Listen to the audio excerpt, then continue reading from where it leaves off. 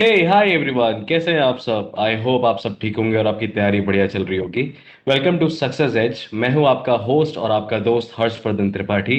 और हर बार की तरह आज के भी इस पर्टिकुलर वीडियो में हम आपके लिए कुछ इंटरेस्टिंग लेके आए हैं, जिसमें डिजिटल राइट्स और डिजिटल सोसाइटी के बारे में बात होने वाली है।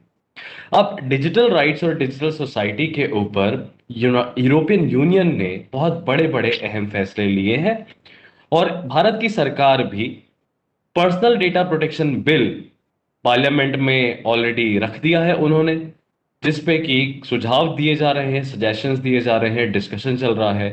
और डेटा प्रोटेक्शन अथॉरिटी पे और राइट टू प्राइवेसी पे किस तरीके से एक बैलेंस क्रिएट किया जा सकता है, personal data non personal data के बीच में क्या डिफरेंसेस हो सकते हैं, डेटा फिड्यूशरी और डेटा कलेक्शन एजेंसी यानी कि डेटा को कलेक्ट करने वाला और डेटा को स्टोर करने वाला, what all are the procedural safeguards that an individual will be provided by the government or the particular statute is yet to be seen.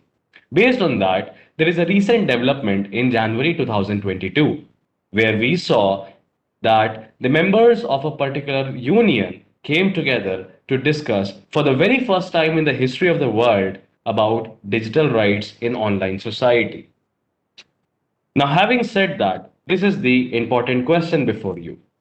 So, you ideally have around 10 seconds to answer this particular question before I, answer or narrate this particular question to you.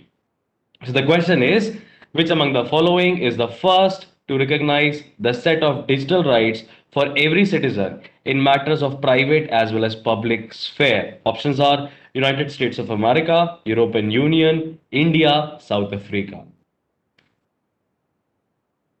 The correct answer obviously is European Union, as I have already told you in the starting of this particular lecture.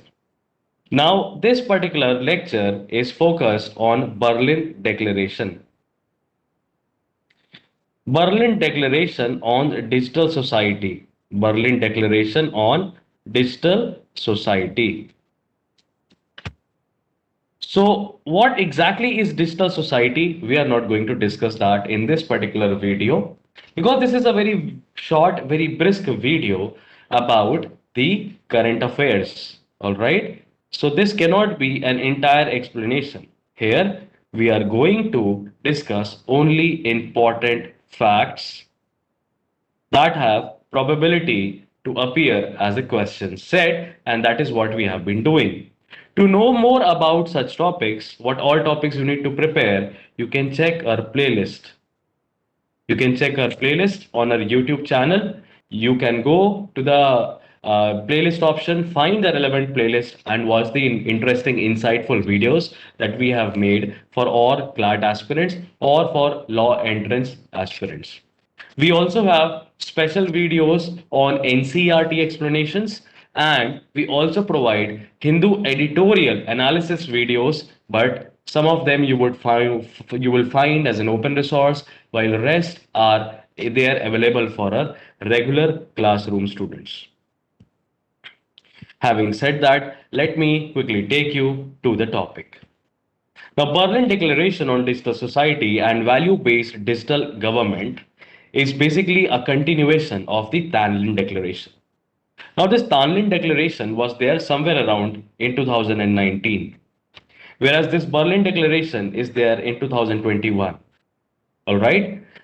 Now, the difference between both of them is in the growing sphere where governance is basically shaping up the digital society, or you can say there is an increasing role of government through online media, through online sources, whereas the government is directly able to provide the benefits, identify the beneficiaries through online portal, and there is a huge data collection agency working at both the fronts, individual and private. It is imperative upon these countries that they create relevant safeguards. Consider this like our digital society where citizens are going to create their online profile and reside over there. You might have heard about recent Facebook's meta version, in which your digital identity would be created and you would be able to associate with the digital versions of individuals. Based on that, there has been recent instances of growing harassment on online societal digital societies, and therefore European Union, which is the most advanced group of countries as far as digital literacy is concerned, sought to declare or to form a declaration, which means a consensus that is there on digital society and e-governance.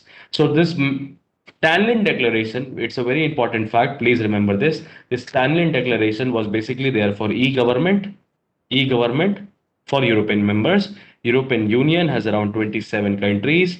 What does this Berlin Declaration do? So this Berlin Declaration basically pledges to strengthen public administration. ध्यान रखिएगा public administration role in driving a value-based digital transformation of European countries. So it is basically focusing only on European countries. It might ask you now, this is the beloved portion of AILET. So AILET is basically, more interested in asking the uncommon questions. So this is the map of European Union countries. If you particularly zoom it, you will find that there are 27 countries, starting with Finland, Norway, Sweden. Then we have Estonia, Latvia, Lithuania, Poland, Germany, Denmark, Netherlands, Belgium, France, Iceland, Spain, Portugal. Then we have Italy, Switzerland, Austria, Czechia, Slovakia, Hungary, Croatia, Romania, Bulgaria, Greece. All right, Albania, Montenegro, Bosnia Herzegovina, Serbia, North Macedonia, and all these members, some of them are also part of NATO.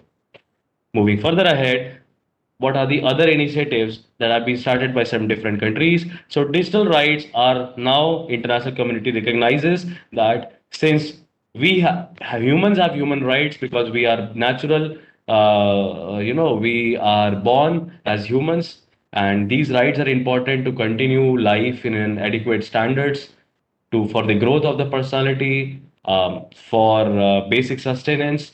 Recognition of these rights are important, and similar light. Other such initiatives have also been taken by different countries, so we just need to remember the names. It's Internet Bill of Rights, Internet Bill of Rights by Brazil, Christchurch call to eliminate terrorist and violent content online by New Zealand. We have Personal Data Protection Bill in India. We have General Data Protection Regulation GDPR of European Union, and we also have a public society, civil society group called as Open Rights Group, which has declared Manila Principles for Intermediaries Liability.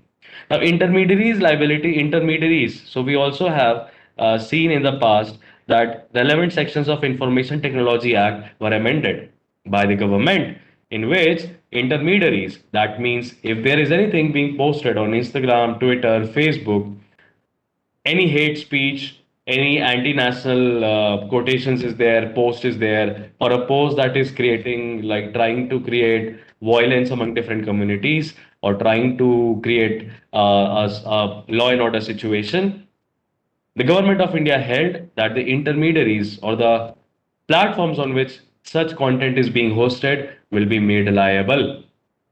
In that light, there was a Manila Principles in Philippines where they stated that intermediaries will not be held liable for any kind of content that is being posted on them. Rather, it would be the individual person's liability that why they have posted it. Because again, keeping such an overwatch by intermediaries would be a major challenge. All right, moving further ahead, if you move ahead, you will find that there is an explanation on what are digital rights, what possibly could be the ambit of digital rights. Now, this ambit of digital right is closely related to freedom of speech and expression. Globally, in India, freedom of speech and expression is Article 19, Clause 1, Subclause A of Indian Constitution that allows people what? Access and use to create and publish digital media responsibly, but without restrictions, which means that it presumes that the citizens who are posting things online would be doing that with all sense of responsibilities, taking accountability of the content that they're posting online. However, that's hardly the case that we have seen. All right. So based on that, we government of India is planning to create adequate safeguards who will be keeping an watch So Government of India has created a pyramid-like structure in which there would be a grievance redressal committee.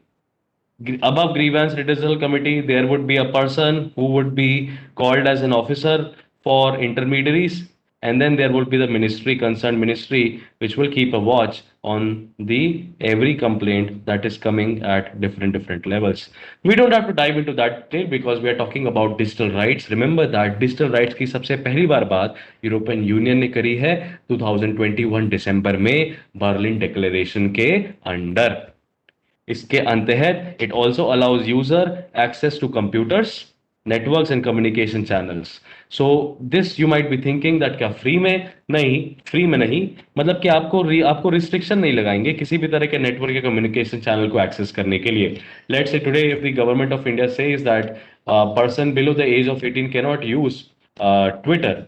Now the government can do so, but then again, the debate would fall into the space where every individual has a right to know, has a right to express, and social media channels are way where expressions are shaped, right? And they also have a right to make choice whether to use or exploit internet, and also they have right to internet also. So these all rights will get affected if government of India regulates what communication channels you can use, and therefore digital rights, recognition of digital rights are two folds where you will be allowed access and usage to create media also online, and those communication channels would also be made open and available for you also. So extension of these rights are similar to what was there in Universal Declaration of Human Rights that was signed by United Nations members in 1948, which is all the more similar to what we enjoy in a daily lifestyle.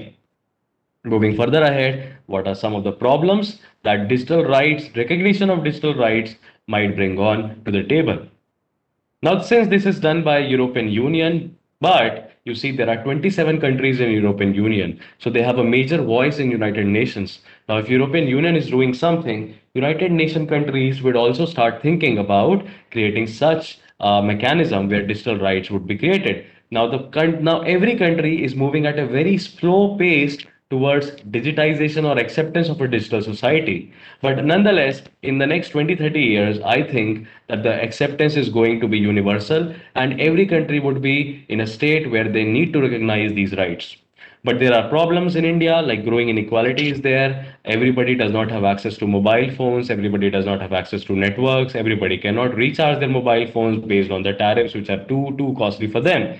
Then we also have a lack of digital literacy, which involves responsible usage of the internet, responsible usage of the hardwares, and how to basically utilize the internet rather than getting exploited. So this is also lacking in India. Then there are lack of adequate safeguards. Let's say your data that you are giving to a particular website can be violated, can be utilized to push advertisement messages and likewise. So there is a not so clear distinction between personal and non-personal data also, and these adequate safeguards are also missing how the data shall be used, processed, stored, right? Then there are vulnerabilities and also children's right to be able to study online. That's a right, but to be exploited by adult, content on the social media per se using internet again would make the child vulnerable to the adverse areas of a society where I think if a child grows mature is responsible enough to understand the pros and the cons of such things.